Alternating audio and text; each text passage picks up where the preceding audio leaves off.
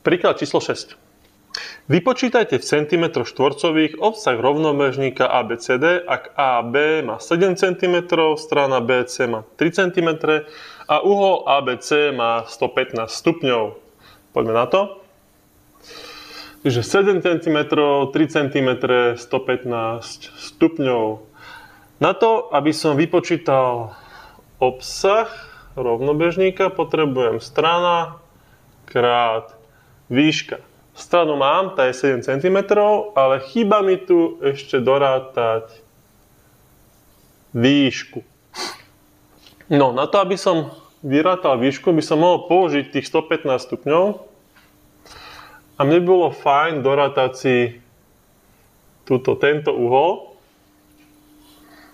A ten si dorátam veľmi jednoducho, ja keď si toto takto dokreslím, výšku, tak viem, že polkruh je 180 stupňov, čiže 180 minus 115, máme 65 stupňov a tým pádom aj tu bude 65 stupňov.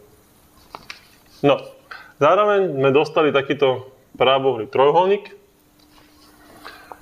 a máme protilahla k uhlu a toto je prepona.